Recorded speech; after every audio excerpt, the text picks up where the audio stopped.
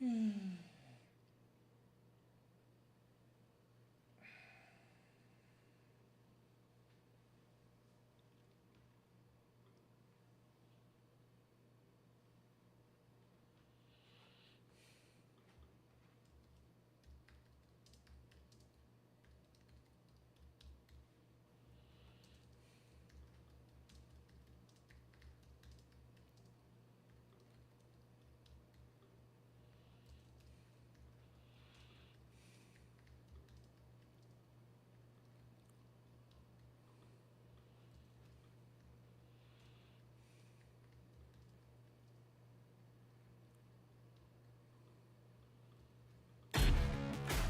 Radical. Fundamental principles of freedom, rational self-interest, and individual rights. This is the Yaron Brook Show. All right, everybody. Welcome to Yaron Brook Show on this Tuesday night. So hope everybody is having a great week. Hope everybody got back to work okay and is enjoying the week. Let's see. We're going to be talking about. Am I talking about Rosella? What are we talking about? No. I don't know. All right. We are talking about the Fed today. We're going to talk about the Federal Reserve. We're going to talk about a little bit economics, a little bit about money, but economic power and political power. All coming out of the debate I did that was published earlier today, and it seemed to create a lot of people seem to have watched it, so that is good. On YouTube, it was advertised extensively on Twitter. It's a debate we recorded a few days ago, I think at the end of last week. So it's great to have it published and have it up. Hopefully you guys will get an opportunity to go and watch it. I will put up the URL. Let me find the URL, and I'll put up the URL for you so you all can see it. It's a debate on whether the Fed should exist or not. That was published earlier today. Let's see if I can find it. I had it earlier. No. All right, I'll find it. All right, I have to go through Twitter to get it. So we did this debate, and I thought a lot of stuff came out. Volume is low. Volume should not be low. You guys, anybody else have low volume? Volume should be high. I can increase.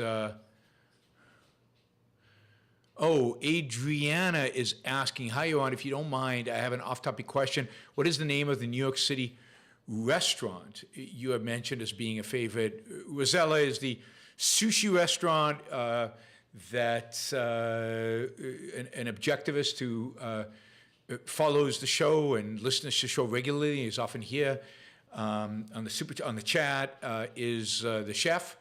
An owner, and that's Rosella, so highly recommend. Low volume. Everybody says low volume. Weird. Nothing's changed. Well, we can increase the volume. That's easy enough to do. Is that better? Let me know. Well, maybe I shouldn't do that one. What I should do is over here. I should increase the volume over here. All right. Let me know if that is better. Should be. Too low, but my earbuds get funky. His earbuds get funky. So we don't want to go by his funky earbuds. Ben says it's good. MH08 says it's better. That clips a little. Now it's clipping a little. See, can't win with you guys. It's not low volume. Tazy said, all right, I'm going to lower it a little bit because I'm told it's clipping, but I won't lower it all the way. All right, hopefully that's better. I'll try to yell more. No, I'm kidding. All right, do me a favor, go and let your friends on Twitter know that the show is on live now, because for some reason, there are fewer than usual people on the live stream right now.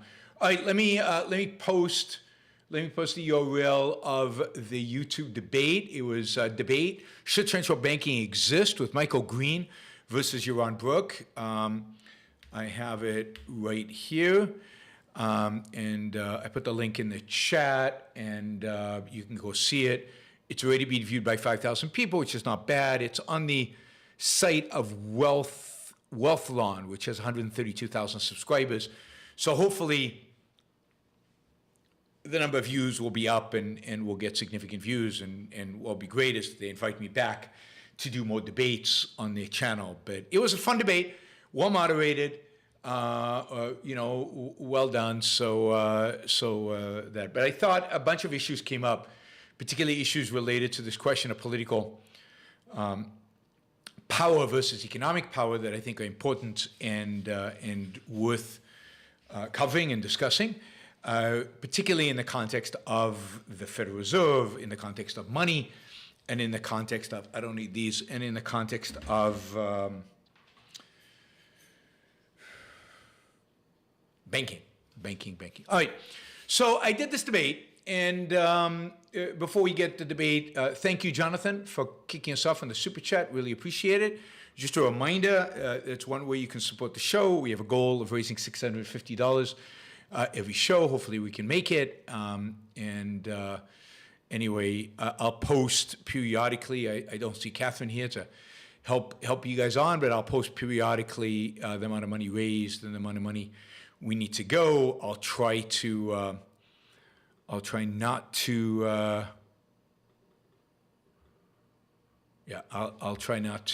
remind you too often, not to bug you too often about sending in the money. But yes, you can show your support for the show through the Super Chat. You can also ask questions in the Super Chat. Whoa, Ashton, just $300.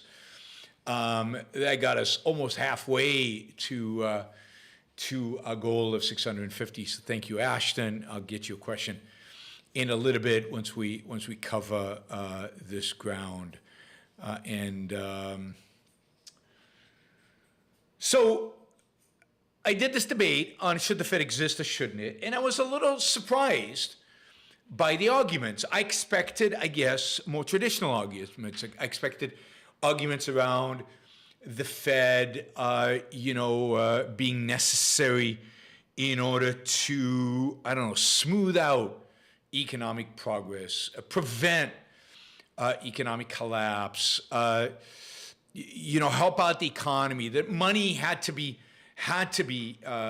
nationalized, had to be monopolized by the government because we can't really trust the marketplace, and because the government has to have resources. Anyway, I thought I'd get like a traditional macroeconomic attempt to defend why we have central banking, and yes, they make mistakes, but it's much better than without them, and central planning can indeed work sometimes, and all of that. And that's not what I got. So to the credit of Michael, who I was debating, his arguments were different.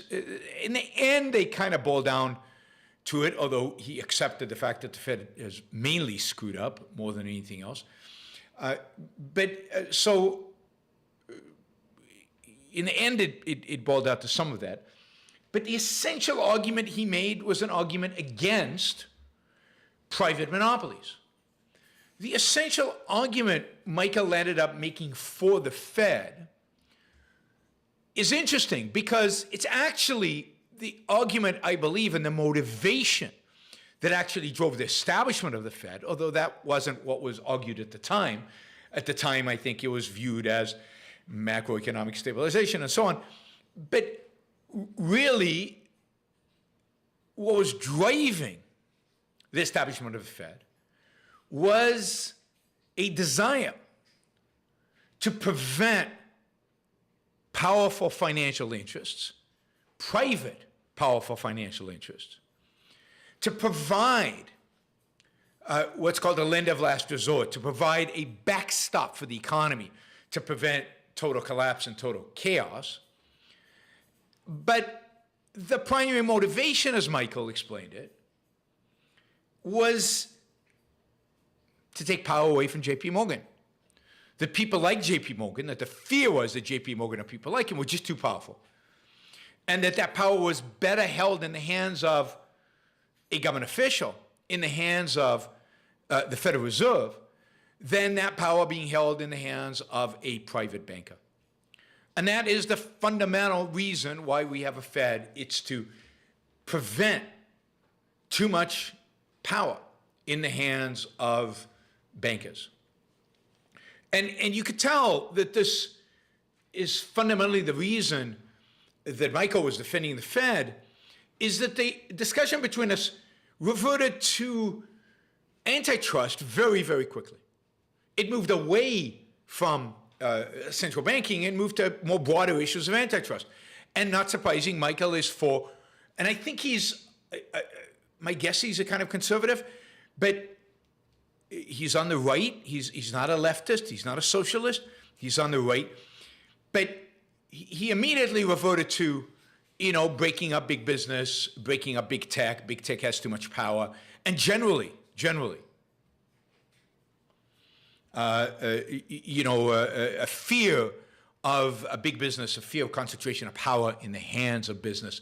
And that the role of government included the breaking up of business. So I thought it was interesting in that the debate went in that direction. I don't think I was necessarily prepared for it to go in that direction. If I'd known that that's where it was going to go, maybe I would have addressed some of the issues differently.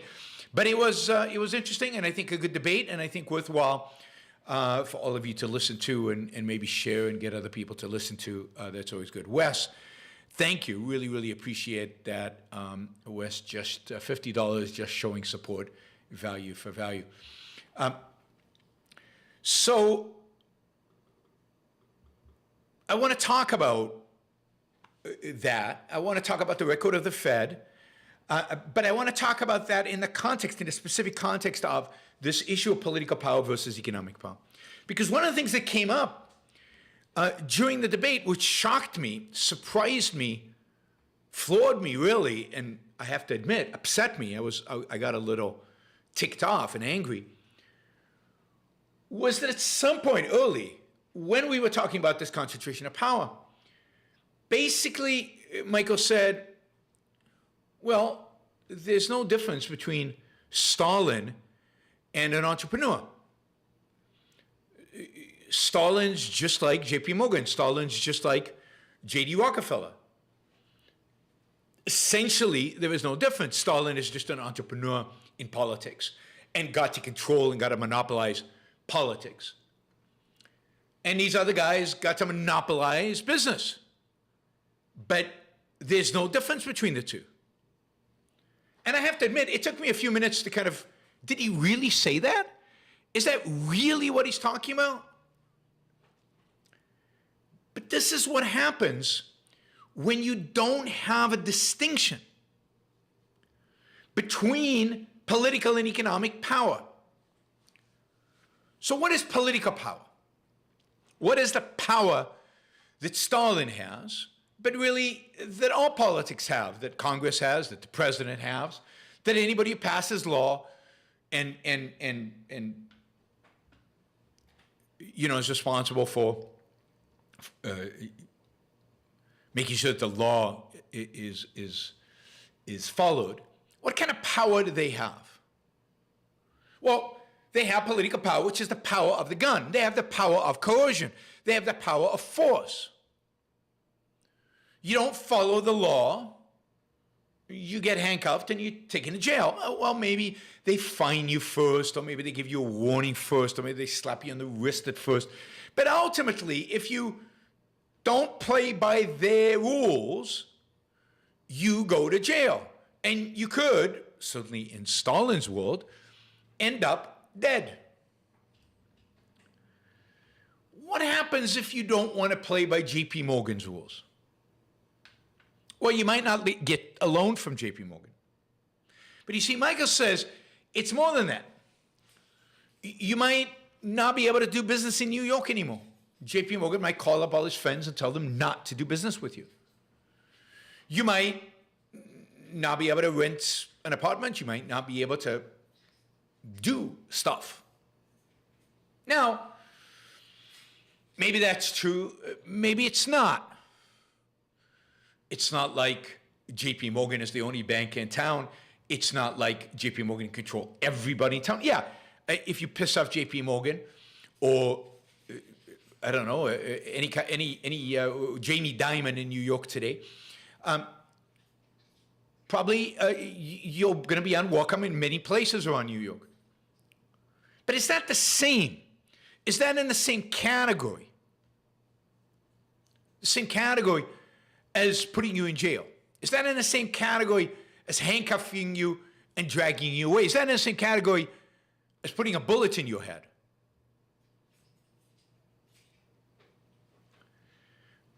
Physical force is fundamentally different.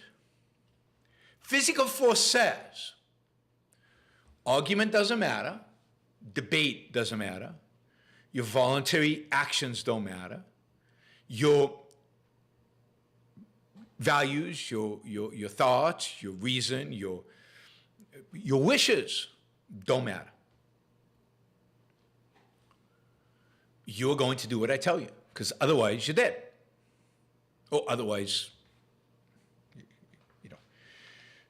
you're going to be assaulted.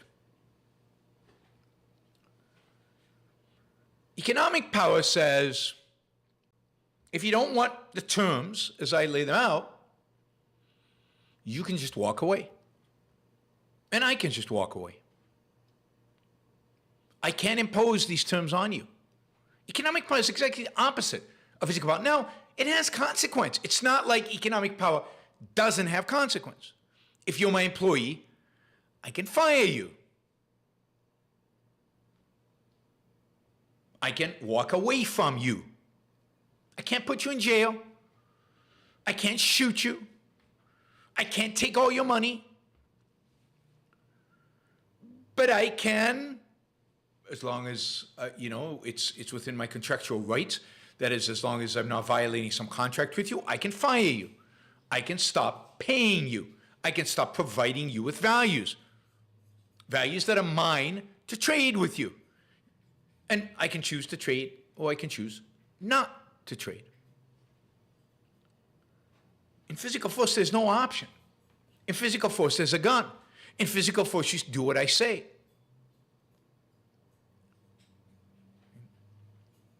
It's interesting that, now it's true that, when I fire you, you have to do what I say as well, right? But what's the difference? What's the difference? The difference is that an employer-employee relationship is a voluntary one. Employer-employee relationship is one that does not, the employer doesn't incur any obligations other than the contractual ones he has. As part of the agreement with the employee is explicit that he can be laid off and he can be fired. That's part of the voluntary agreement that they come to when the employee even gets the job.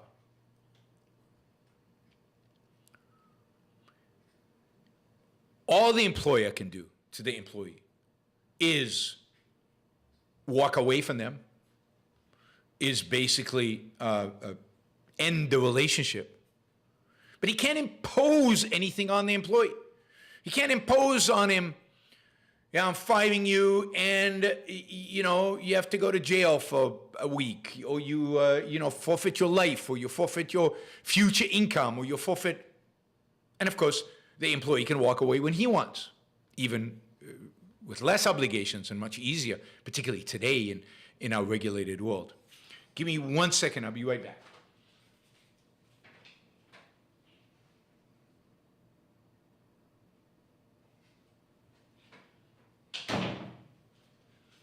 Sorry about that. I needed a little bit more air. You don't have to buy a business's products. You don't have to use Amazon.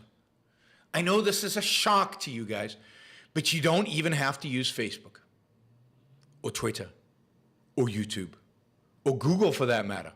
DuckDuckGo. I don't know if you know, DuckDuckGo is an alternative search engine online, which is completely private. You can walk away.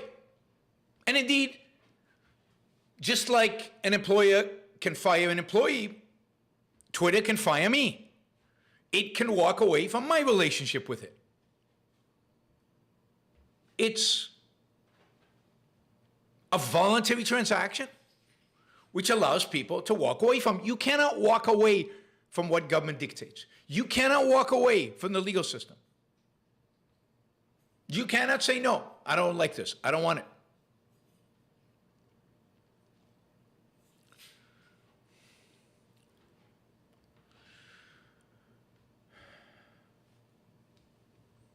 So, but notice if you confuse the two, which is what the leftists, and it turns out many people on the right, do. They confuse firing an employee as force. And therefore, the government must intervene to prevent the use of force by the individual.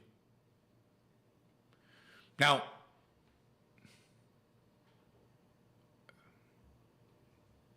what does that mean? It means labor laws, special protections for unions, the inability to fire people like you have in California, where you have to go through 1 million processes in order to do that.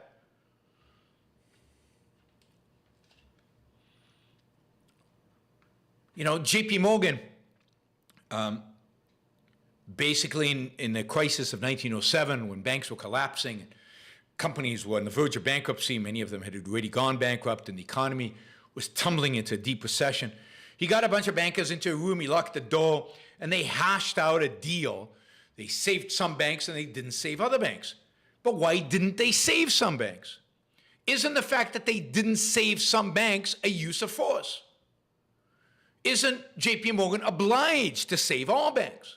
Who is he to decide who to save and who not to save? Why to save some and why not to save others? Any kind of voluntary decision like that is, according to these people, a use of force. But of course it isn't. There was no force actually engaged here. There's a voluntary decision. JP Morgan owes nothing to these people. As an employer, you don't owe your employee a job. You only hire them when it's mutually beneficial. As soon as it stops being beneficial to one party, that relationship is severed.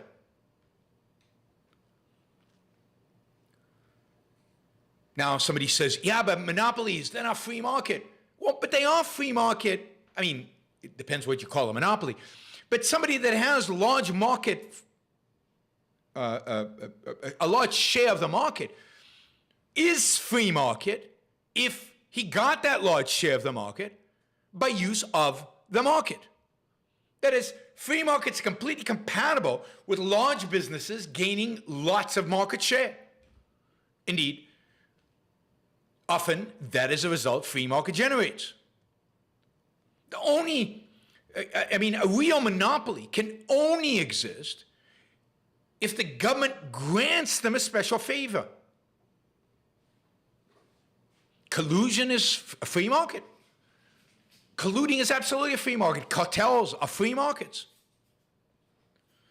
What is not free about a bunch of people getting together in a room and saying, let's sell a bottled water at $2 a bottle. Do we all agree that all of us in this room are going to sell bottled water at $2 a bottle? What is wrong with that? How is that not free? How is it that suddenly, when you become a businessman, you can't meet up with other businessmen and decide to fix a price? You've negotiated with these other people. You've come to a price that's all free. You're selling it to the public at a given price. You're not committing fraud. That's free. Where is it unfree to have a cartel or to collude? I don't know. So I don't think cartels or large market share survives for very long in a free market. But The fact that it exists doesn't violate anybody's rights.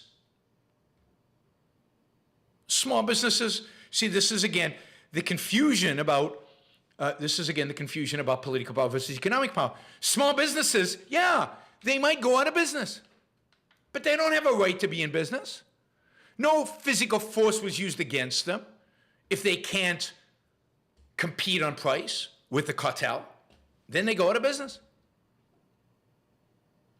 There's no right to stay in business.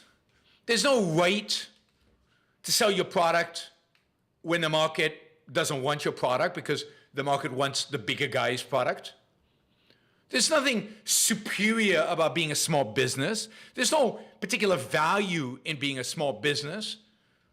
Business is business. Indeed, big business is small business that was very successful.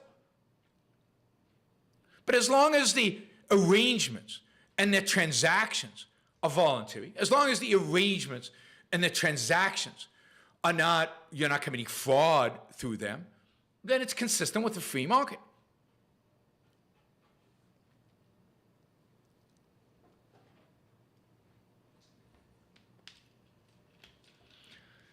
The whole point of freedom is to be free. Freedom doesn't say, if you're big, no. If you're little, that's okay. If you're little, we'll give you lots of freedom. But if you're big, no freedom. You can't talk to your competitors. You can't talk to other people. You can't set your price. You can't grow beyond a certain size. Why? You're not violating anybody's rights by growing to a certain size. You're not violating anybody's rights by colluding with other people. You're not violating anybody's rights. No physical force is being used. These are all phenomena of economic power, which has nothing to do with force, with coercion, with authority, and therefore should be completely legitimate. Consumers, if they want to associate with small businesses, they can shun the businesses and just deal with the small businesses. So what? That's their right. If the small business can't make money under that arrangement, then they can't make money. Consumers don't have a right to a business, to do business with businesses that can't survive, that are not economic. You either believe in freedom or you don't believe in freedom. Everybody has a right to associate. Consumers can get together and they can say, we're never shopping at Amazon again. We're only shopping at our local stores. Okay, fine. Workers can get together and they can say, we're going to form a union. That's fine. Small businesses can get together and say, we're going to collude against the big businesses. That's fine. That's all consistent with freedom. What's not consistent with freedom is telling a company, you're too big, we're going to break you up. Or telling an association of large businesses, you can't meet and set prices. Or telling an association of small businesses, you can't meet and set prices. Freedom means you're allowed to live your life as you see fit, including if you're a business. You're allowed to live your business life as you see fit, free of force, free of government intervention, free of people putting restrictions on you in the marketplace where you engage voluntarily with others. They don't want to engage with you, then they don't engage with you. If they do, great. On mutually agreeable terms. And if the terms are not mutually agreeable, walk away.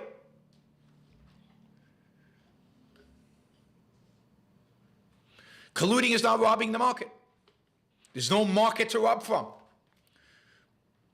Colluding is just an agreement to behave in a particular way. Rigging a market is not robbing anybody. Again, as long as you're not committing fraud, there's no robbery. You didn't take anything that belonged to somebody else. If I say this bottle of water, instead of selling it for $1.50, we're now all in agreement that we're going to sell it for $2, I didn't rob you. You didn't own this bottle of water. If you don't want this bottle of water for $2, don't buy it. It's very simple. I can't force consumers to buy from me. Consumers can always walk away. So, And that's the thing, that you can't walk away from political power. You can't walk away from the government telling you this is what you have to do.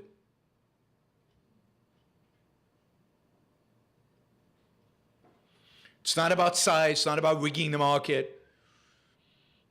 Antitrust laws are about one thing and one thing only. Antitrust laws and laws against bigness and laws against cartels and laws against rigging are about one thing and one thing only. And they're about control. They're about government wanting to control business. Government wanting to control you. I mean, and this is why the Federal Reserve was indeed established. The Federal Reserve was established because after the 1907 crisis, politicians looked at one another and said, JP Morgan has a lot of power.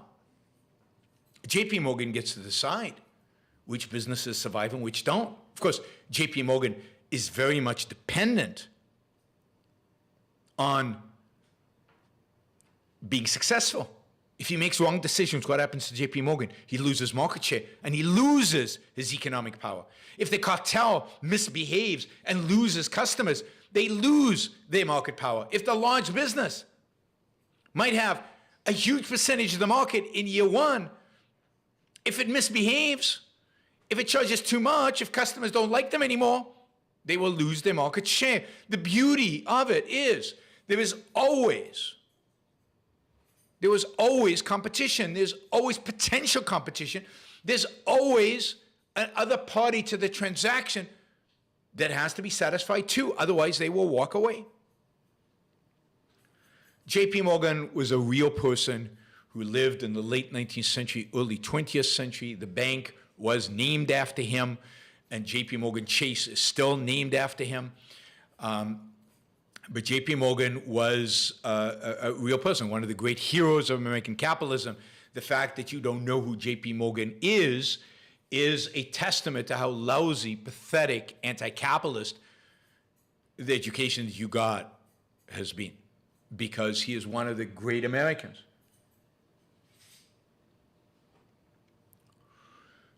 He was a second-generation banker and a giant. He's the guy who funded Thomas Edison.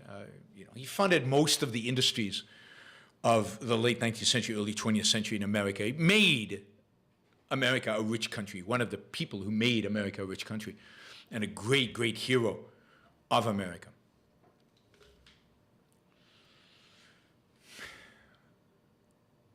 Yeah, you should have learned who he was in your history lessons. You should have learned who he was. Morgan Stanley. So J.P. Morgan was a big bank, and in the 1930s, 34, Congress passed a law that forced J.P. Morgan to split into two entities.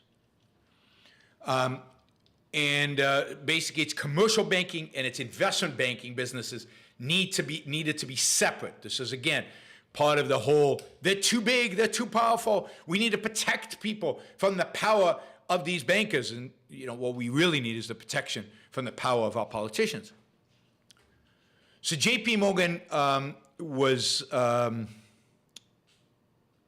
the bank was forced to split into two.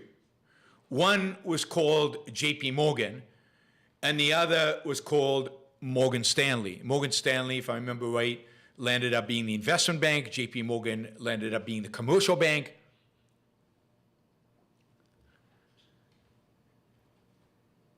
But the reason those two are separate is only because of banking regulations in the early 1930s and the Great Depression during FDR's period, where they forced banks to split into two. And the great bank that J.P. Morgan had built was forced to split into two.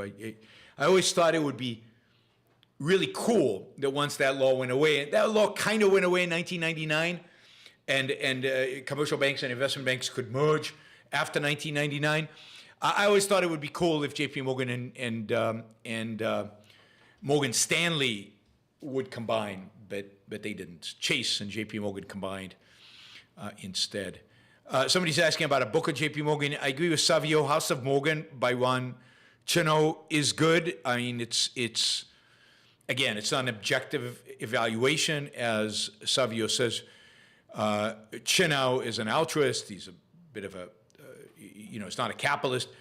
But you get a lot of the facts tainted by some of his evaluations. But I think you can probably see through those. Yeah, that's the Securities Act of 33.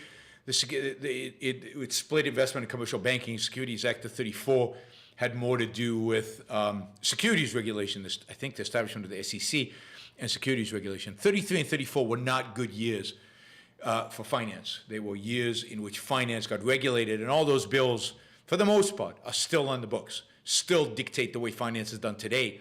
These are bills that were written in 33 and 34.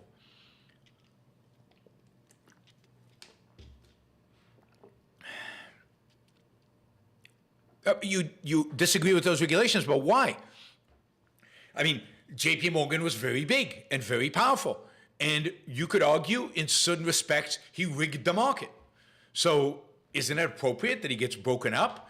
It wasn't appropriate that Rockefeller got broken up. Wasn't it appropriate that they try to break up IBM and Alcoa and all of these businesses because they, quote, had monopoly power, or they, quote, rigged the market? That's exactly what these regulations are meant to do. They're meant to protect, in quotes, consumers from big business. They're meant to protect consumers and small businesses from big business. That's what almost all our regulations on business exist for. But of course they don't. Well, AT&T is a different case. I'm responding to stuff on the chat. AT&T is a different case because AT&T was a protected monopoly. AT&T was the only company allowed by government to offer long-distance phone service. So the government protected AT&T from competition, and AT&T had no competition. So AT&T was not a private business that attained scale, that came to dominate. AT&T was a business that the government helped, that the government granted a monopoly to. And that's why there's a sense in which it was appropriate to break it up. Although what just should have been done is just, instead of breaking it up, just saying, all right, AT&T, we're taking away your special powers, we're taking away your special privileges, we're opening up competition. And to some extent, that's what happened when they were broken up in 1982, in 1980, I think it was 82. A lot of the stimulus for that was the fact that companies like MCI were laying fiber optics across the country, and there was going to be real competition for long-distance phone calls. And, this is a time where the government was generally deregulating and getting out of the business of business, at least in some businesses. And therefore, they walked away from the protections they had granted AT&T. All right. So, again, political power is the power of the gun. Political power is the power of coercion, the power of force. Businesses don't have guns. Businesses don't have the power to coerce. Now, sometimes, because of cronyism, businesses gain that kind of power. When a business has Congress write a bill that protects it from its competitors, that is political power. That is wrong. That should be banned. So cronyism, where big business influences politics and gets politics to the politicians to protect them, like AT&T did, from competition, from consumers, from liability. Like drug companies get protection for liability sometimes. But of course, liability law in the United States is completely screwed up. So I don't really blame them for asking for protection. That's wrong. That's cronyism. That's political power. That's the government going to the entity that controls coercion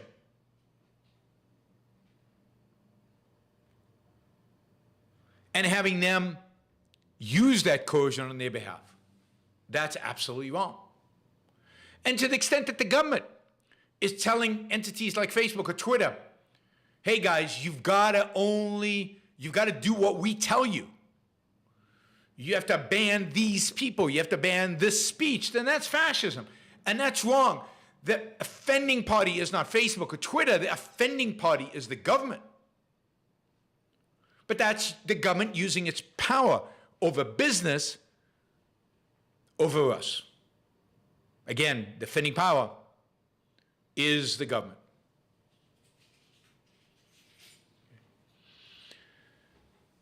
So the Federal Reserve was established in order to mitigate the power of J.P. Morgan, to mitigate the power of banks, of banking. Before the Federal Reserve was established, banks actually issued currency. You took your little bag of gold to the bank, you deposited it at the bank, they put it in their vault, and they gave you an IOU. They gave you a dollar bill. $100 bill or however much gold you gave them. But that dollar was not a government printed dollar. That dollar was printed by the bank. It was a dollar that represented the gold that you put in the vault and could be exchanged at any point with that gold. Now, it doesn't have to be gold. It can be something else. It doesn't really matter. But the point is that even money, before the establishment of the Federal Reserve, was a voluntary transaction created by private enterprise. It was not monopolized. You didn't want to work with Citibank. You didn't have to use Citibank notes. You could walk to the other side of the street and only use J.P. Morgan notes. You could use the money you wanted to. And if there's a guy on the street corner issuing currency based on Bitcoin, you can take the currency based on Bitcoin. Other people might not want to trade with you with a currency based on Bitcoin. Other people might not want to take it in exchange for the car or the food or the services that they are providing you. But that's voluntary exchange. People get to choose. People get to decide what money to use, what money not to use, what banks to use, what banks not to use. There's competition. Some money is better than other money. If you've issued money from a particular bank, on a particular bank, on the reserves of a particular bank, and that bank is a lousy bank, well, the money's worth less than money issued by a good bank, by a bank that makes out good loans and is not going to go bankrupt and takes care of its depositors. And there's competition. Which money is best?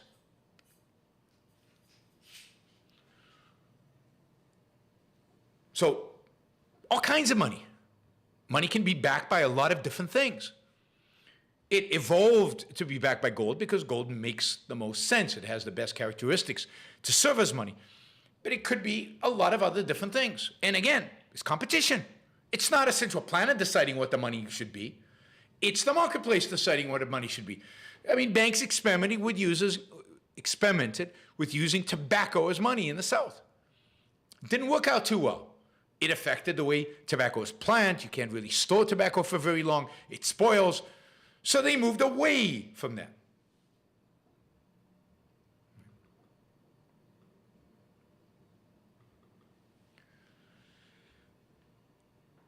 The Federal Reserve destroys all that. There's only one standard. It's whatever the standard the Federal Reserve determines. The Federal Reserve has a legal monopoly over money. The Federal Reserve has a legal monopoly over its activities. You don't compete with the Federal Reserve. So it's amazing to me that they fear J.P. Morgan having too much power. Instead of J.P. Morgan, they established an entity, call it the Federal Reserve or central bank, that has much more power than J.P. Morgan had, that is not susceptible to any competitive pressures, that is not susceptible to any challenges, that is not reliant on voluntary exchange. People have to use it. People have to abide by it because it's a government entity. So it has a gazillion more power than J.P. Morgan ever had. And yet this is the solution to JP Morgan having too much power. We're going to give even more power to a different entity.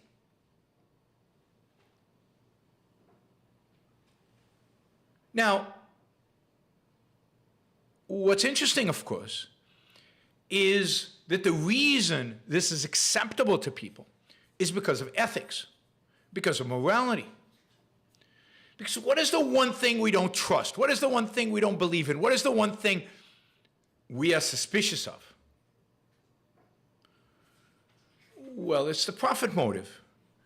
It's self-interest. It's people pursuing their own interests. It's people not being selfless and altruistic. Self-interest is a big no-no. JP Morgan fixed the banking system in 1907, saved the country from a collapse, an economic collapse, not because he was selfless, not because he was altruistic, but because it was in his self-interest. And he made sure to structure the bailout so that he would ultimately benefit from it. But that's selfish. What motivates the chairman of the Federal Reserve? Well, what motivates this chairman of the chairman of the Federal Reserve is not self-interest, not in the business conventional sense. He's not motivated by making a lot of money. There is no profits. All the profits that the Federal Reserve generates are sent to the U.S. Treasury. His motivation is the motivation of a, quote, public servant.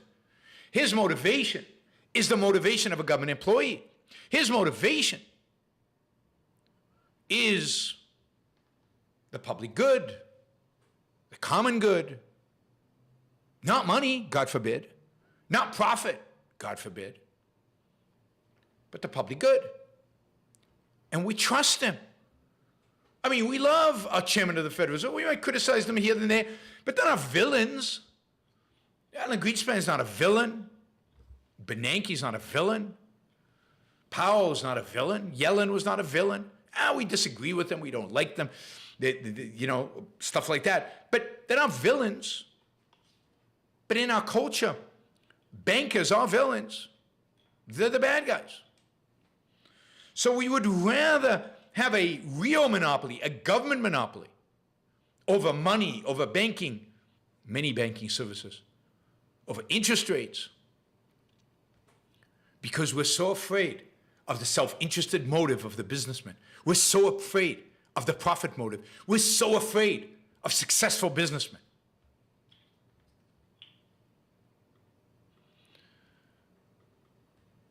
We're willing to give the government immense political power in the name of eliminating businessmen's economic power. We're willing to give the government, in a sense, more guns, more power, more control, in the name of eliminating voluntary exchange, in the name of eliminating choice. And this is all done at the same time as, oh no, we hate bigness, we want to break things up. Can't break up the Federal Reserve, can't break up central banking. We like to monopolize, in spite, when it's presented as in the context of the common good of the public interest.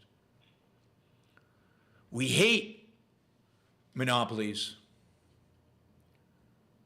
when it's a consequence of successful business. But if we get, so we should get rid of the Federal Reserve. We should have real competition for money. Bankers should be free to engage in transactions if they will. They should be free to go as big and as economically powerful as they can. They should be free to collude. For example, it might make sense for a lot of the big banks to get together and have one common money.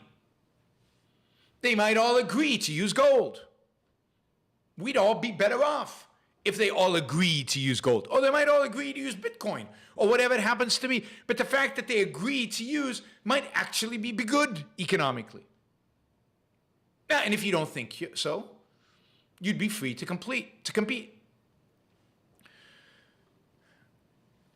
So you can't be anti-Fed and pro-antitrust. If you're pro-antitrust,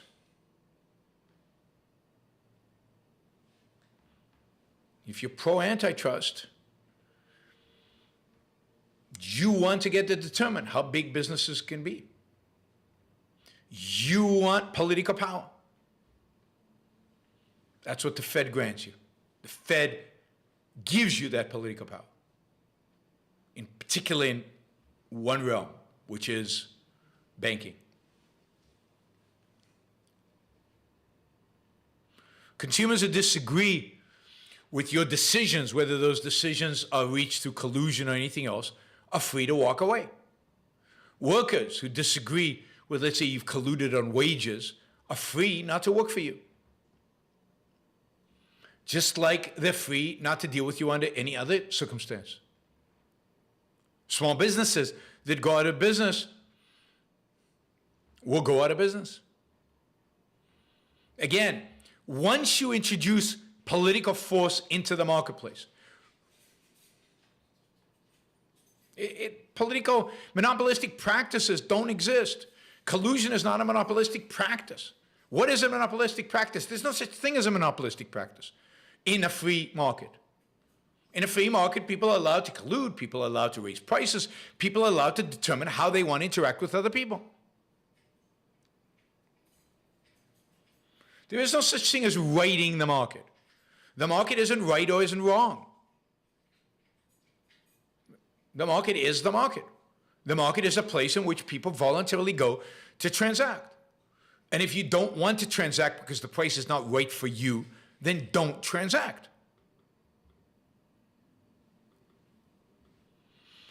Paul says, monopolistic practice is giving the best deal possible everywhere. I guess. I mean, I see, you could have, businesses can collude to drive out a competitor out of business. Businesses can collude to raise prices on consumers. They can. And to the extent that the practices are irrational, they will be competed away. But to use government force to stop those practices, to use government central plannings to define those practices, to use government planning and government control to figure out what's right and what's wrong, is wrong. Cartels don't survive in a real market. Collusion, where they collude together to set a price, doesn't survive in a free market because there's always competition. Setting prices high, losing money on purpose to drive out competition doesn't work in the long run. But you have no right to stop people from trying. An attorney is irrelevant. This is not a legal issue. Not a legal issue. It doesn't matter how much market share you have. People always have a choice. The choice is not to deal with you. The idea that you have to deal with any consumer that wants to deal with you is absolutely wrong. And this is the problem with antitrust laws. Antitrust laws should be wiped off the book. Ayn Rand said that the most unjust laws on the books are antitrust laws, and they should be eliminated immediately. Now, I know that's an appeal to authority, but just in case you're interested in Ayn Rand's view on this, that was Ayn Rand's view on it.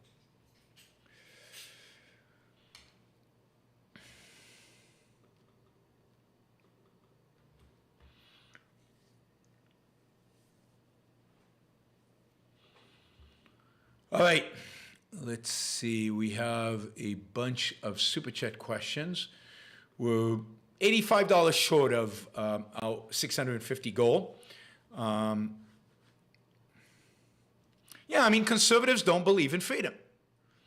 That's the key, the important observation. You believe in freedom as long as fill in the blank. Your conception of freedom is contingent on whatever set of things that you think are more important than freedom.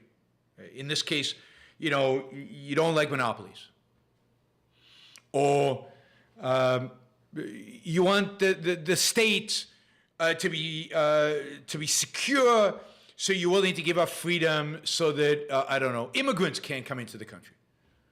You don't really believe in freedom. You believe in, you don't support freedom of association. No conservative supports freedom of association. Small businesses can associate freely. And if they can't, the government has no business in business. So conservatives don't believe in freedom. They believe in freedom with big constraints, unfreedom imposed on it. Like, you don't believe in freedom of immigration. You don't believe in freedom to grow the business as big as it can be. You don't believe in the freedom of a woman to abort a fetus. You actually don't believe in freedom.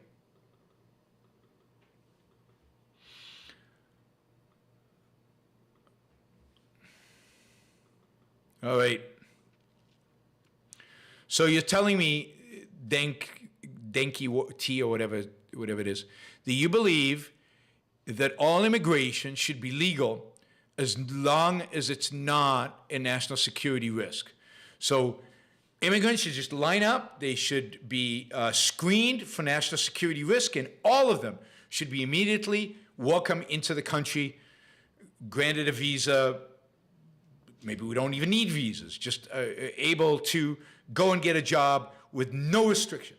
You know, Mexicans just come into the country by the millions. You don't have any problem with that as long as it's not a national security risk, as long as they're not terrorists, as long as they're not invaders. Where is this Republican who believes this? As long as they're 18-year-olds? No Republicans believe, no conservative believes this. Now, I read here on the show the National Conservative Agenda, and that was not it. Not it. Well, good for you that you believe that that is the right immigration policy. Ted Cruz does not believe in that immigration policy. Zero zilch. Absolutely not. Ted Cruz believes in open borders except for national security. No way does he believe in that. I would say not a single Republican senator today believes in that. Not a single conservative intellectual believes in that. I'm happy to ask him. I'm happy to. You can pull up videos of him saying exact opposite. It's open borders except for national security risk, right? If you're not a terrorist, you'll welcome in. Nobody believes in that. That's massive mythology. No, open borders is not the ability to cross without vetting. I am an advocate for open borders and vetting. But it means that anybody who passes the vetting, and the vetting is for national security only, gets an automatic permission to come in. Welfare state or no welfare state, we didn't contingent this on welfare state, right?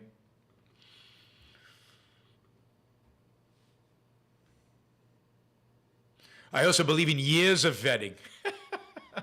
Yeah, then you're full of shit. That's what you are. There's no such thing as years of vetting. Years of vetting. All right. Hey, conservatives, I mean, they lie through their teeth. You don't believe in freedom, accept that you don't believe in freedom. You believe in restricting freedom for the national interest or for whatever theory or whatever you want to apply to it. But years of vetting means you want to restrict immigration. That's what it means. It means you want to violate individual rights by restricting the number and the type of legal immigration. All right. Ashton asked for $300. Wow. That's pretty amazing. By the way, we're $85 short, so like 4.5 questions at $20 each, and we reach our $650 goal. Hopefully, you guys will step up. Ayn Rand's virtue of selfishness is no match against the superior morality and intellect of Immanuel Kant's categorical imperatives. Isn't time for us objectivists to fake the fact and admit we were wrong about pretty much everything and bow down to the true ideology, which is modern-day leftism. $300 to make me laugh. Thank you, Ashton. That was pretty good. God, where do you even start with that? The fact is that the virtue of selfishness is the solution. It's the solution to conservatism. It's the solution to having a Federal Reserve. It is the solution to getting rid of antitrust laws. It is the solution to all the obstructions we face. Obstructions to freedom. Because what is freedom? Why do you care about freedom? Why do you care about freedom? What is the point of freedom? Why should we be free?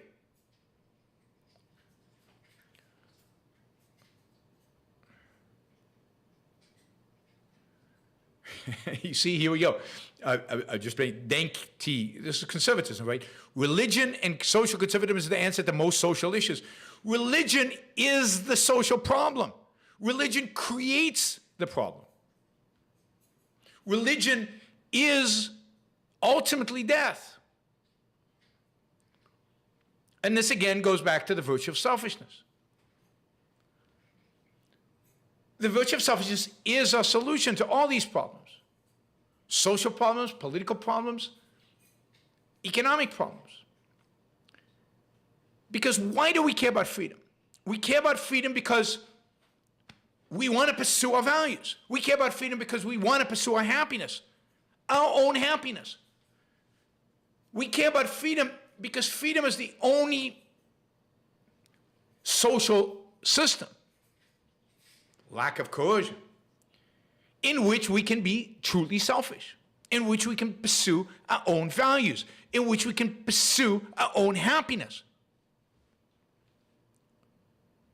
It's only when we're selfish, i.e., seeking our own values, our own rational values, the things that are good for us as individuals. Only when we care about that do we care about freedom. Because the conservatives believe that you as an individual cannot achieve happiness, that you as an individual don't know the path to happiness. You need a guru. You need somebody to tell you what to do. You need an ancient book. You need a preacher, a priest, a pope. Now note that if my happiness depends on somebody dictating my values to me,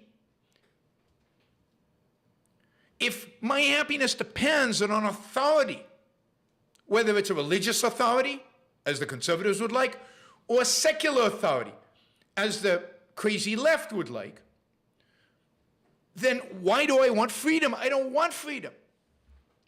Freedom is a temptation. Freedom leads me astray. Freedom might tempt me not to listen to the authority. Freedom might tempt me to engage in actions which religion bans or views negatively. Freedom is a distraction. Freedom is the enemy. If in my economic activities we cannot trust markets because people might collude and businesses might go too big, we need, therefore, the guiding hand of an authority, of a guru, of somebody, of a central planner, somebody to guide us. We don't need freedom. Freedom is too dangerous. And freedom has no value. Because happiness, values, success is something we as individuals cannot determine for ourselves. There are authorities that dictate it to us. Start with God. God tells us what is good for us, so we must obey.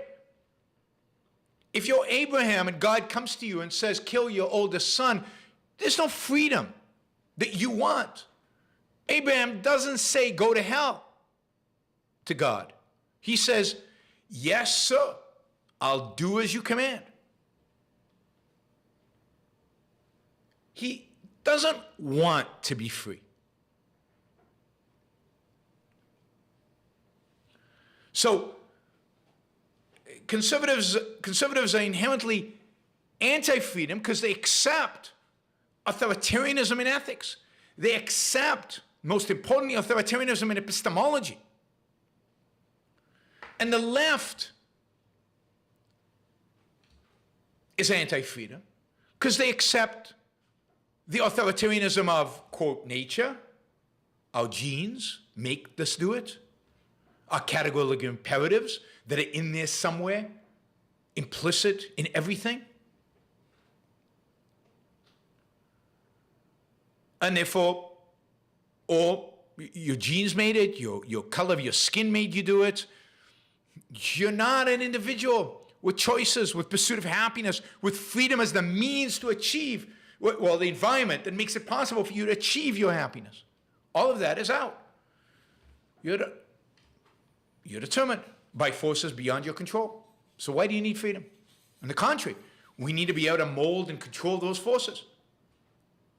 And we do it, by the way, for you. We do it to help you. We do it to assist you. We care about your freedom. So, not your freedom, we care about your happiness. So we're restricting your freedom because we know freedom's not good for you. You need to listen to the authority involved.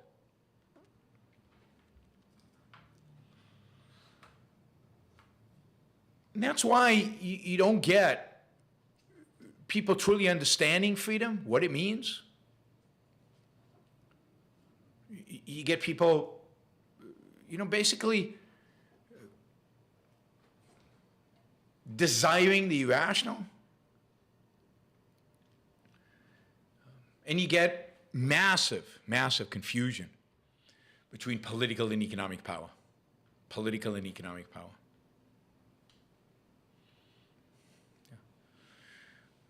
Yes, Paul is absolutely right. You can't believe in freedom of trade and association and believe in antitrust at the same time. You either believe in freedom of association, the ability of anybody to associate with anybody as long as it's voluntary,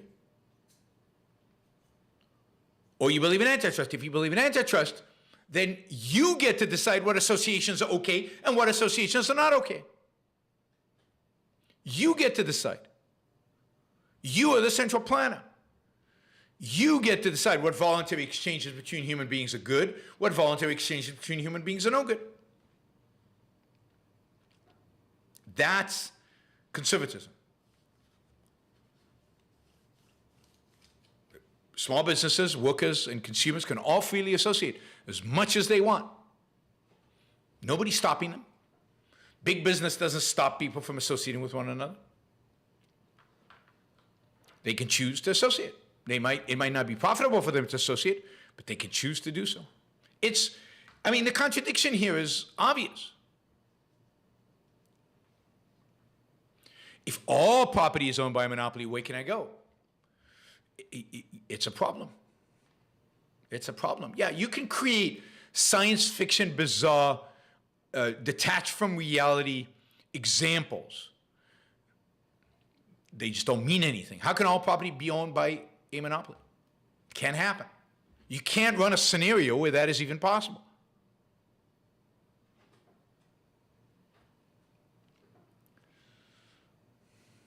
Nobody stops people from associating. They choose not to associate because it's not profitable for them to associate. All right, let's see. Ashton for $100. Ashton's on the roll today. Why would you blame Woodrow Wilson for American intervention in the First World War? He ran in his second term on the slogan, "He kept us out of war." It was Congress who ultimately got America involved after 156 to 49 vote to go to war against Germany. He even cried. I don't know, maybe I've got my history wrong, but Woodrow Wilson wanted World War I. He wanted America to intervene. It was the war to end all wars. It was the war to bring democracy to the world. It was the war to unite the world. He had a romantic vision of that war, so no. I think the only reason Congress passed it was inspired by Woodrow Wilson. So I'll check on my history. I've known to sometimes make mistakes. So maybe I got my history wrong, but no, Woodrow Wilson was a huge advocate for war. Yes, he ran and he won because he promised to keep America out of the war. And then he reneged on his promise. He reneged on his promise. So Wilson was a, in my view, probably one of the 3 to 5 worst presidents in American history. He brought us the Federal Reserve. Yes, Congress voted on it. Congress was scheming about it, but Woodrow Wilson was the guy who put the final touches on it.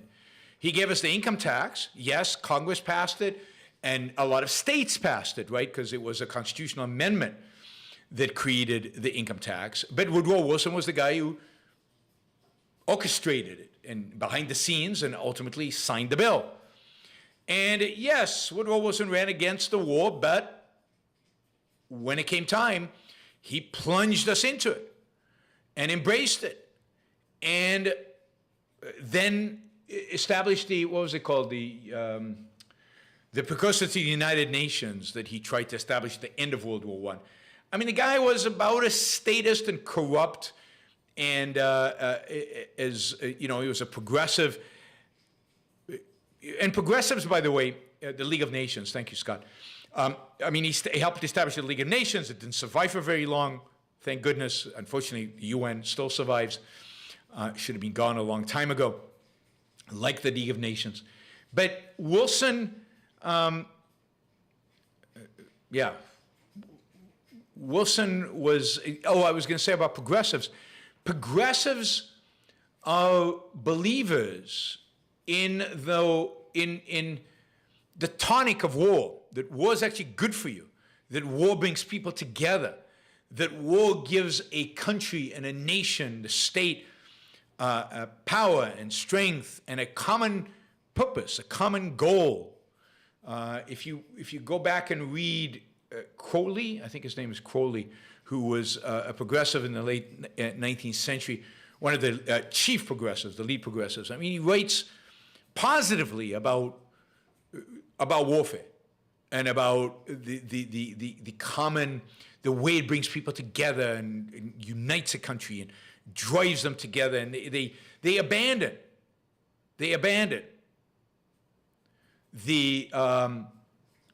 their self-interested interests. They abandon the profit motive. They abandon the day-to-day values that they pursue in order to pursue something noble and great and important and fundamental, which is war. So that's the progressives. Scary people. Scary people. All right, Jennifer asks, Bill Gates has bought a bunch of farmland recently. Actually, he's been buying farmland since the financial crisis. I think since 2008, he's been buying a lot of farmland. Some people are freaking out. A lot of people are freaking out. A lot of people are freaking out. He's planning to starve us. Yeah, probably. One of the reasons rich people buy farmland is because farmland is a fantastic hedge against inflation. Farmland is a great investment against bad times. Inflation, depression, civilizational collapse. You always need food. Land is always valuable.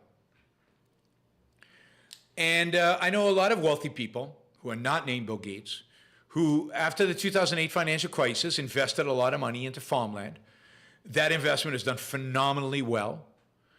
Farmland has grown in value fantastically. With inflation now, you'd expect that people would have invested more into farmland because everybody's been expecting inflation for a long time. So Bill Gates, just as part of his diversifying his asset base, he's got a lot of money in the stock market, he's got a lot of money in venture capital, he's got a lot of money in all kinds of private businesses, and he's got a lot of money in farmland, which is part of the diversification. And when you're that rich,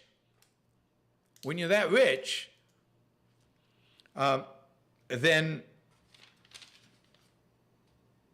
you're going to own a bunch of farmland if you want to invest in it. Diversification means a lot of money.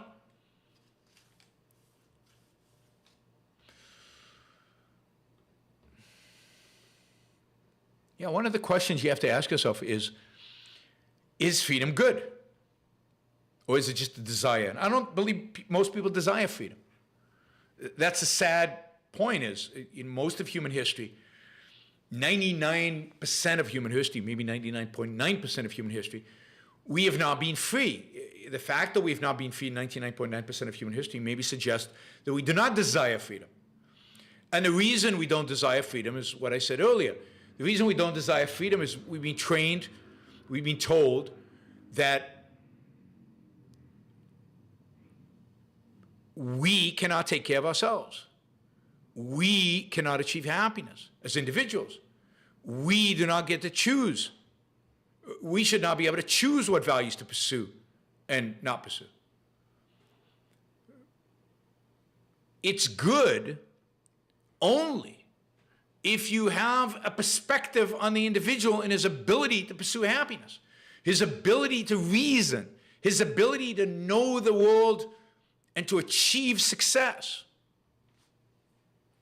Freedom is the condition by which, this is a response to Ashton, freedom is the condition by which people can pursue their values based on their reason, with no coercion, no force, no authority imposed on them. Freedom is the pursuit of your values free of coercion. Pursuit of your rational values free of coercion. Freedom is there to protect the rational. Freedom is there to protect the valuer. Freedom is there to protect your ability to reason, to think, and then to act on those thoughts. And yes, it protects the irrational as well, but that's not its purpose. The purpose of freedom is to protect the good, to protect you from being able to live. And the fact is that most of humanity, most of the time, is wrong about most things. And what we need is a philosophical shift so that people value their own mind, people value their own life, people value their own reason, and people learn that they are capable of reason. And only then will people desire freedom, fight for freedom, and sustain freedom. In periods where individualism is on the rise and reason is on the rise, those are periods where people desire and value freedom. The Enlightenment, into the 19th century and into the 20th century. Periods where we don't respect the individual, where we view everything in terms of the collective, and where, importantly, we don't value reason, we value religion, we value mysticism, we value revelation, we value genes, we denounce free will. Those are periods in which people don't desire freedom and they don't get freedom, where freedom is on the decline. We're living through a period like that right now. So freedom is an achievement. It is a massive achievement. It's why it's only been attained for so little time in human history.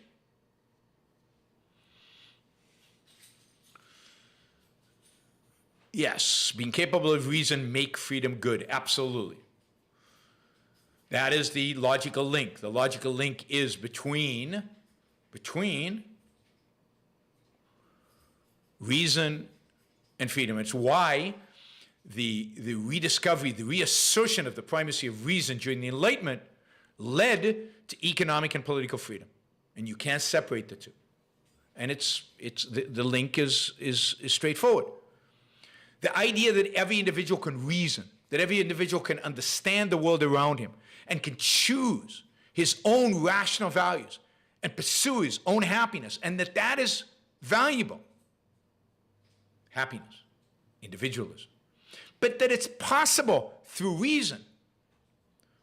Well, if you think about that, then people in the Enlightenment, in the 18th century, they couldn't choose their profession. They did what their father did.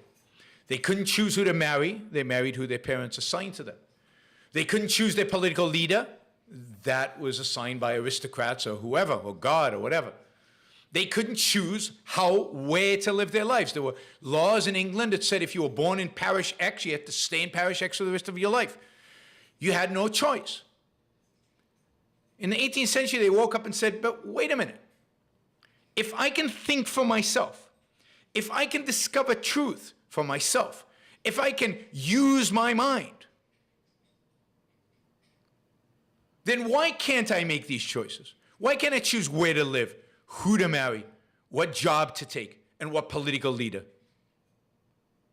I demand freedom. Why do I demand freedom? Because I can think, because I can make decisions for myself, because I can reason, because I can choose the values necessary for my own existence. I don't need the Pope. I don't need a king. I don't need a philosopher king to tell me how to live, what to do.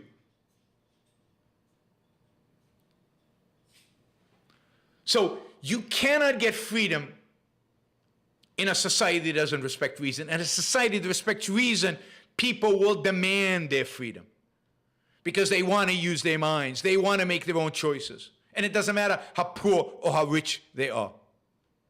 A reasonable person, that is, a person who lives on the basis of reason, will always, always, always choose freedom.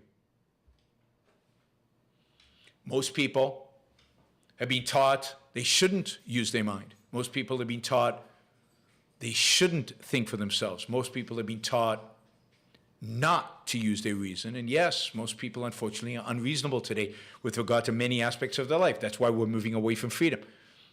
But that is a consequence of our educational system. That is not inherent in people. In the 18th century, most people discovered reason and demanded their freedom. And they will again sometime in the future. All right, Ashton asks, Alexander Dugin, the fascist philosopher that you will do a show on very soon, often says in his books and talks that liberalism in the West is becoming totalitarian. Do you believe that liberalism can become a totalitarian ideology? Well, it's not liberalism that's becoming totalitarianism. It's the rejection of liberalism by the left, which is what Alexander Dugin is referring to. It's postmodernism, which he refers to. He confuses with liberalism. It's postmodernism that is becoming totalitarian. Because it's not liberalism, it's the left that's becoming totalitarianism. Liberalism, you know, to the extent that it's practiced, is anti-totalitarian. It's liberty. It's inconsistent that, you know, classical liberalism is problematic. But Dugin is arguing that postmodernism leads to totalitarianism, and I agree with him. He believes that the subjectivism of the left today leads to totalitarianism. Now, he has his own form of subjectivism, call it a mystic subjectivism, which also leads to totalitarianism. And indeed, Dugin is a totalitarian of the right, and he's accusing the left of totalitarianism when he is the same thing. But we'll talk about Dugin on Saturday, I think it is. I'm watching some videos of him now, and so I'll have some clips to show you, and we'll talk about Dugin. I'm not going to read his stuff, but I will show him interviews that he's done and things like that.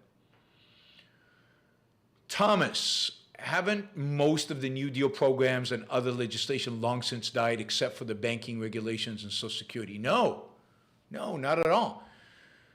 Most of the New Deal programs and most of the New Deal regulations are still with us.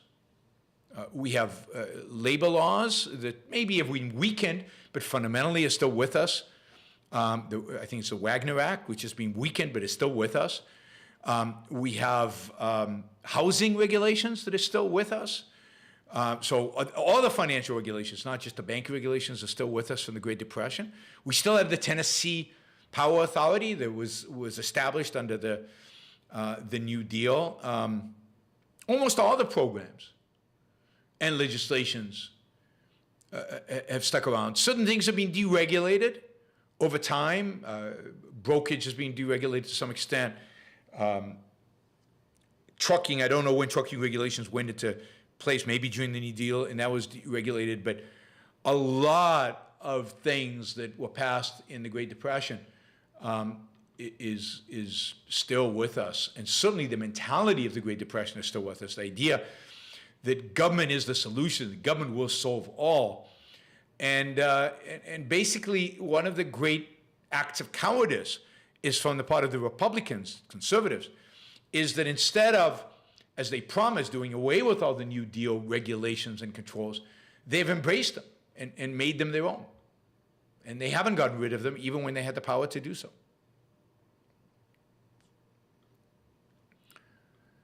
Bree asked, how did FDR extend depression for 15 years? There are plenty of documentaries that cover up to 1933, but nothing from the 33 to 45.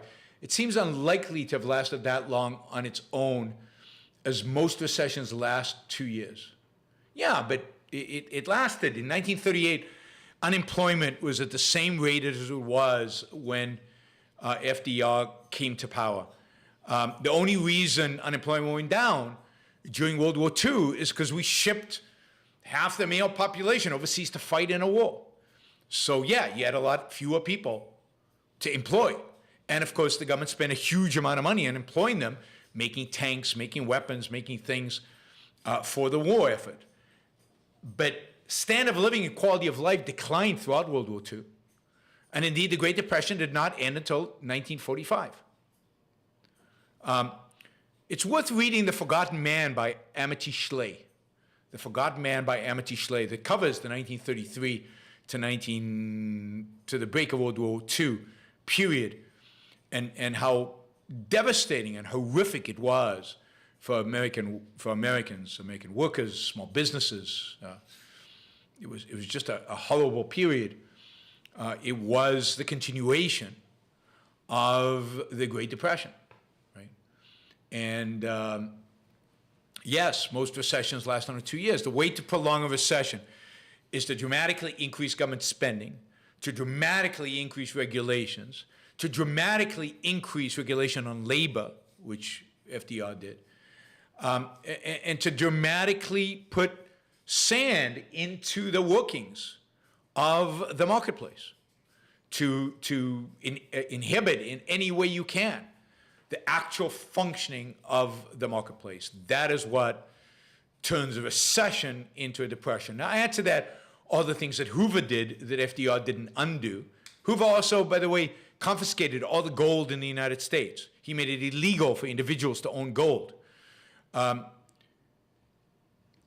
He instituted, as we said, banking regulations and deposit insurance and a lot of other things. But Hoover, for example, plunged the world into a trade war. And that trade war didn't really end until after World War II, when a new trade environment was created. So Hoover was responsible to a large extent for the Great Depression because he both doubled the income tax rate and increased tariffs dramatically. And FDR didn't reduce those. All these things, one on top of the other, brought us a Great Depression. Thomas, did you see Trump's America kneels before God alone comments? No, I didn't. Also, Representative Greens, we need to be a party of nationalism, and I'm a Christian, and I say it proudly, we should be Christian nationalists. Yes, I did see Representative Green's comments. They're spooky. She's generally a spooky human being, one of the most horrific, horrible, disgusting people in Congress. She's in many ways worse and more dangerous than AOC. Yes, we need, and this is completely consistent with what I've been telling you for the last 6 years. It's completely consistent with the dim hypothesis. It's completely consistent with the National Conservative Manifesto. We need to be a party of nationalism, and I'm a Christian, and I say it proudly, we should be Christian nationalists. That's the National Conservatives. That's the theocrats, the theocratic intellectuals coming for America, coming to destroy this country. And they are here, and they are powerful, and they're everywhere, everywhere. Thank you, Vikram. Really appreciate you being a member, and thanks for being on live today, all the way from India. It's early in the morning, I guess, in India right now.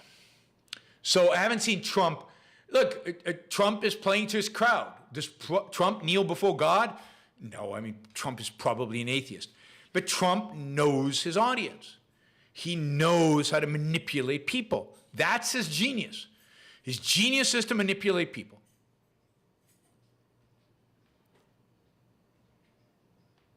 Right? That's his genius, and he knows to appeal to what resonates. And what resonates? Patriotism, the flag, nationalism in other words, and religion. And nothing else really matters. And you couch everything in terms of nationalism and religion, and you can be successful today in America. And that's how you get fascism. That's how you get authoritarianism in this country. I mean, you need to be able to attract independents on the left, so you need to throw them a bone. And I think that's where environmentalism ultimately will come in. You know, you need somebody who's, and it's interesting, and I read you this article a few months ago by Patrick Vermeulen at Harvard, who is a real theocrat, a Catholic theocrat. And he was talking about environmentalism. He was talking about the importance of preserving nature, and God gave it to us, and we have to, you know, and the environmentalists have something. He's onto the formula. He's got it. He might not be the guy who puts it all together, but he is the intellectual who is driving that agenda forward.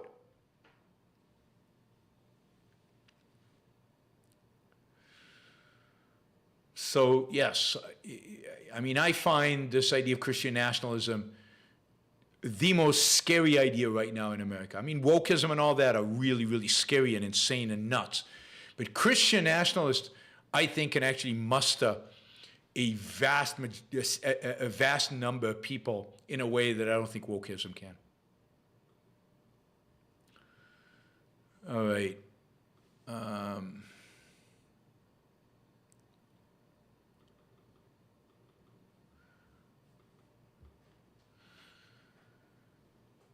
Let's see. Okay, Harper Campbell. Do you prefer a New York, Boston, or California accent? Well, California has no accent. I have a bit of a Boston accent. I guess my preference is California. I like no accent. I think that's easiest to listen to. But New York, particularly a Brooklyn accent, is kind of cute and interesting. Boston is a little annoying, but maybe that's because I have a little bit of it.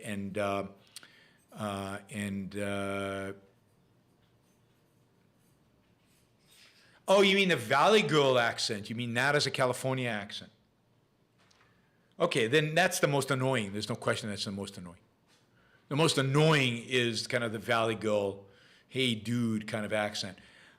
So that would be the most annoying. In that case, I'd probably prefer the Boston accent just because I lived in Boston. I haven't lived in New York.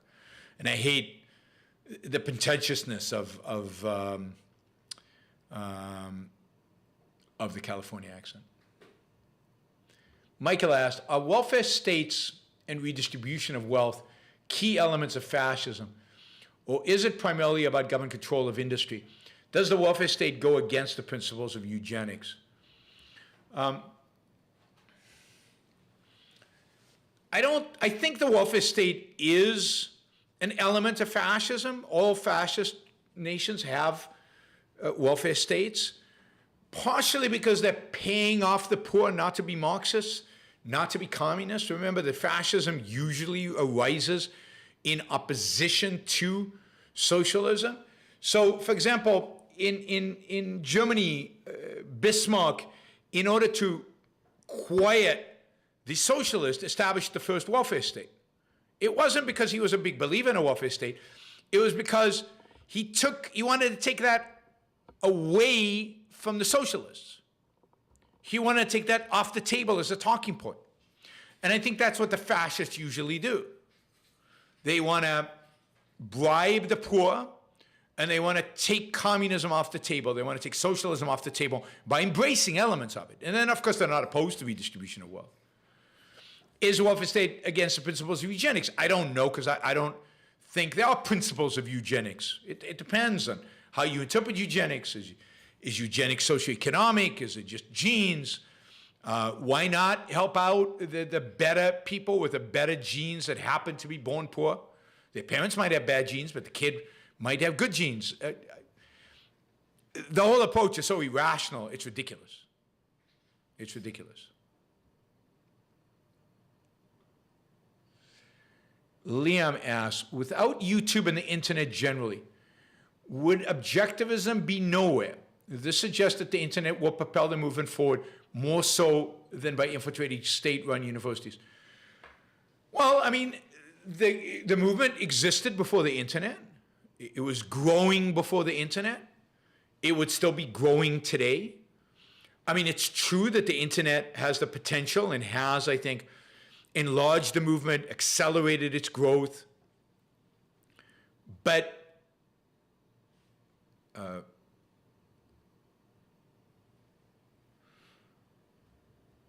it would have grown anyway. And of course, in the world of an internet, all our competing ideas have the internet as well. So we're facing much more competition for the time, the mind of people, right? So, but there's no question, the internet is where we need to be. The internet is how we're going to grow, and that's why we put up all of Ayn Rand's lectures free on the internet, all of Linda Peikoff's courses free on the internet. We want objectivism to be available to everybody on the internet all day long. Now, it's still true, though, that if you have academic credentials, if you have a base in the university, if you, then you're going to be bigger on the internet. You're going to, look at the people who are big on the internet. Many of them come from specializing, come from some hook into the universities. Now, it's not true of the talk show hosts, but who do they interview? Who do the talk show hosts interview? Well, many of the people they interview are people who are ultimately in academia. Many of the articles published are published by people who write. Who are the people who are writing? People in academia. So you can't negate academia. But yes, there's no question in the internet age, it's less important. And the internet is the way in which we will get people. That's why we have an Ayn Rand University, which is an alternative to the universities, and it's all online. Michael says, will there ever be another anti-reason argument as successful as Kant's? I don't know. I wouldn't even know how to begin to think about that, because it's anti-reason. I mean, the two great anti-reason ideas were Plato's and Kant's. And Plato's was ultimately embraced by Christianity and promoted by Christianity, and ultimately so is Kant's. So Kant dominates the secular world. Plato dominates, or Neoplatonism dominates, the religious world. But those are fundamentally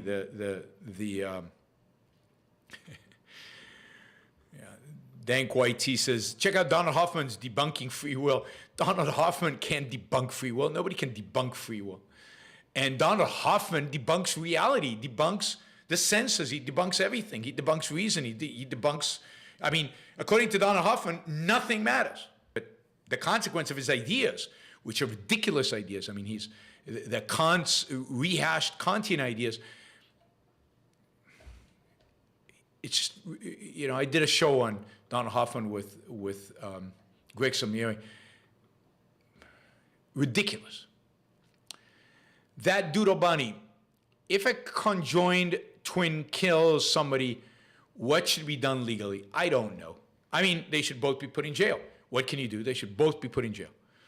But the whole issue of conjoined twins is tricky, is difficult. Somebody would have to think about it. I've never thought about conjoined twins. It's not really that interesting. Lex, it's nice to see you. Thanks for joining us.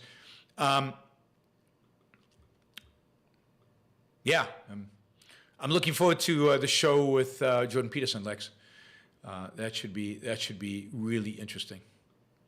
Okay, James Taylor asks, do most people have ugly souls today?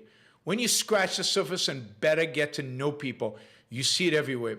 Unfortunately, I think there is a lot of ugliness in the world today, and unfortunately, I think that's growing. I think that, as I'll discuss, I think I've got a show on beauty in a few days. I think on Sunday I'm doing a show on beauty. As I'll discuss in the show on beauty, beauty requires a certain approach to life and a certain approach to the world and a certain approach to reality. Beauty and seeing beauty and the ability to see beauty and the ability to embrace beauty and the ability, and it's the same thing about, this is a favorite Lex topic, the ability to see, to love, the ability to embrace love and to see love in the world out there and to love life and to love people and to love yourself. That ability to love and that ability to see and appreciate and embrace beauty are contingent on a capacity to reason and a capacity to care about ourselves. Beauty is something we need to engage with the world in order to experience, in order to see. Love is something that comes from conclusions about the world, about reality, about other people, and about what is possible, and about yourself. All love is ultimately a consequence of loving oneself, of loving the world, of loving being alive. Being alive. So, I think in a world that rejects reason, in a world where we are dependent on others for knowledge, for truth,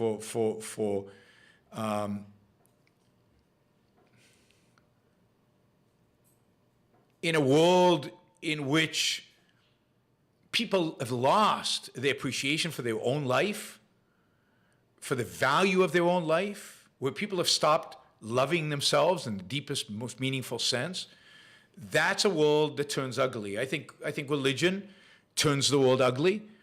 I think, all forms of selflessness turn the world ugly.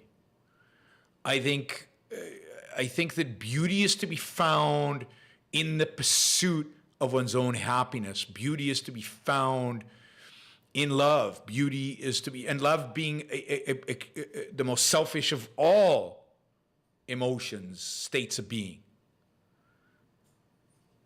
It's to be one with something. It's unity, and to love is to embrace you and the world.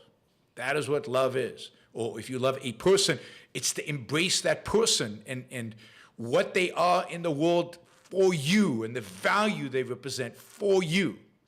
There's no such thing as selfless love. There's no such thing as detached love. There's no such thing as unconditional love. All love is conditional on evaluation, on judgment, on benefit. Ashton says, Yaron, pay attention. To what?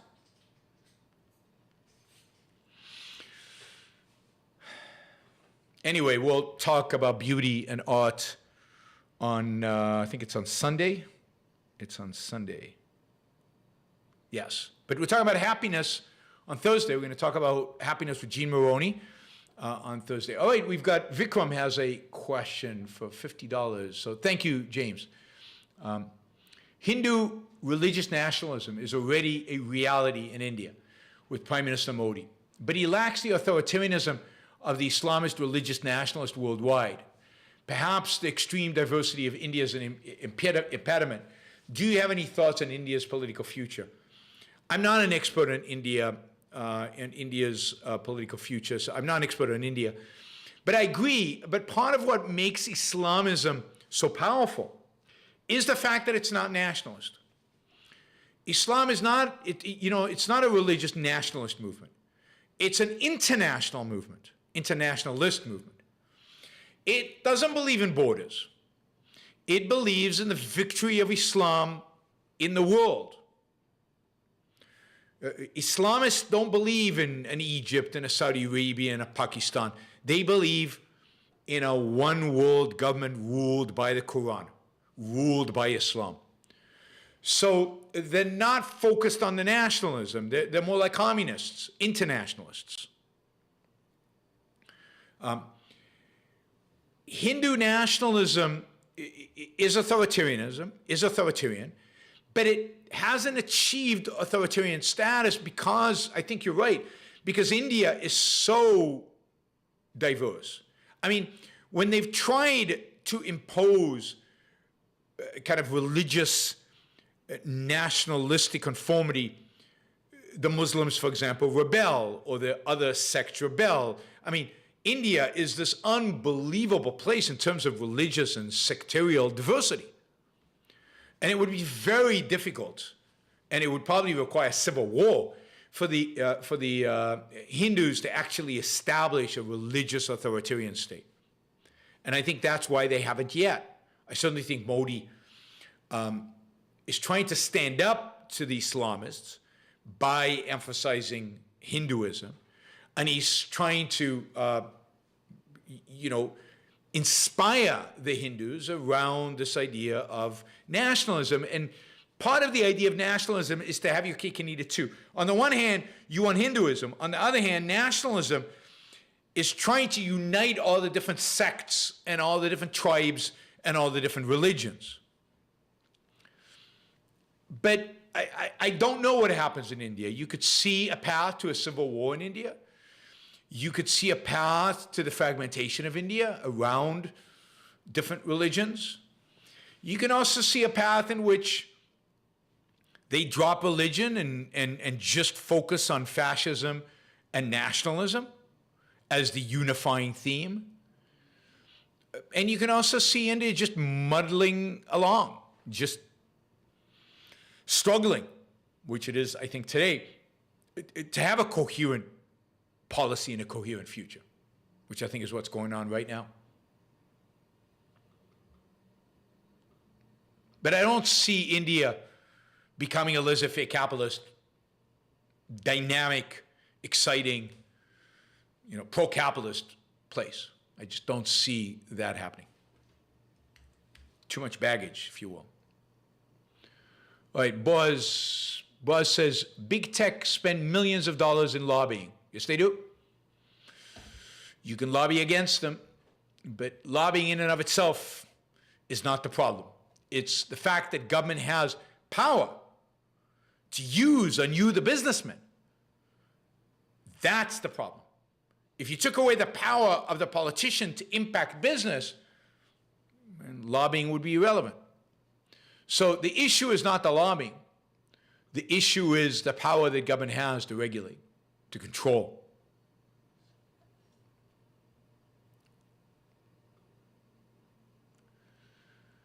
Buzz, big pharma, tech companies lobbying for regulations. It's very hard to compete as small businesses. True, but people do compete all the time as small businesses. Big pharma is constantly being challenged by biotech companies that then get sold to big pharmas, and the investors in biotech companies make a lot of money.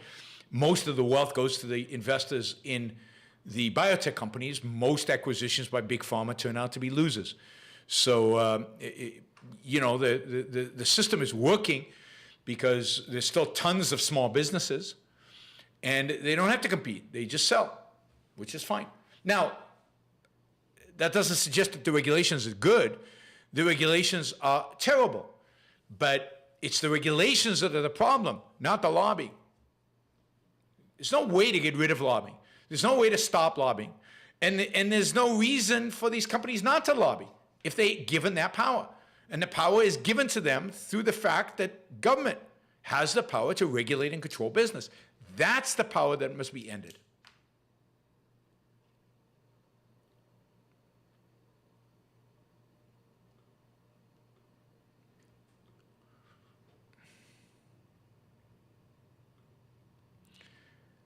Colt Savage asks, I remember my dad used to have Alitel, which he used to really like, but they broke it up because it was too big. Customer satisfaction be damned. Yeah, I know. A lot of companies have been broken up. A lot of companies, they've tried to break up, and by the time they get them to court, by the time there's actually a trial, then by the time they get them to trial, then the market share is much smaller, and a lot of times the antitrust suit doesn't go through. That's what happened with IBM. That's what happened with Alcoa. That's what happened a lot of times. All right. They go thespians. I don't know what that means, Apollos. But thanks for the support. All right. Thanks, everybody. Another profitable super chat. Thank you. We made it to just under $750. So we beat our goal. I very much appreciate that.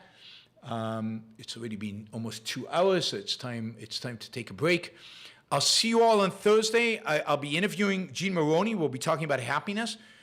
If you have any questions about introspection, if you have any questions about how to choose your values, if you have any questions about how to choose a career, just how to think about your own values, how to do the psychoepistemology, and how to think about happiness and how to make happiness, in a sense, a habit, you don't want to miss Thursday's show. I think you'll really enjoy it, and we'll get to that. Ashton says, Your Honor, I would love to meet you face-to-face one day. I hope my Super Chat questions are interesting and engaging. They are. I'd love to meet you, too. I don't know where you live, but as I travel around the country, around the world, or maybe you should come to Ocon one of these days, it would be fantastic to get together and to meet face-to-face. And thank you for your very, very generous Super Chat questions. Okay, everybody, thanks a lot. I'll see you all on Thursday. Bye.